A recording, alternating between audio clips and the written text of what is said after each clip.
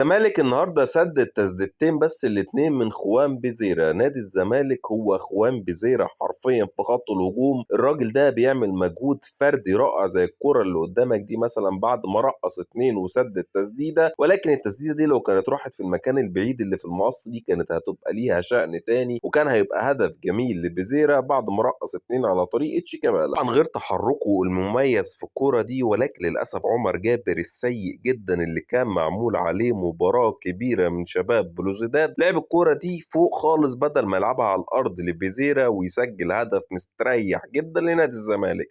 ده غير طبعا تحركه المميز في كورة الهدف. عايزك تتفرج الراجل ازاي يتحرك وازاي يستقبل تمريرة ناصر منسي المميزة بكعبه، ولكن تحركه هو المميز جدا جدا جدا، وقدر ياخد الكورة ويستلمها، وكمان الفينش بتاعه على غير العادة، حط الكورة بطريقة جميلة من بين رجل الحارس، ودي حاجة جديدة على بيزيرا شكله ابتدى يطور فيها. قول لي رأيك في أداء الزمالك بوجود بيزيرا في الملعب ومن غيره.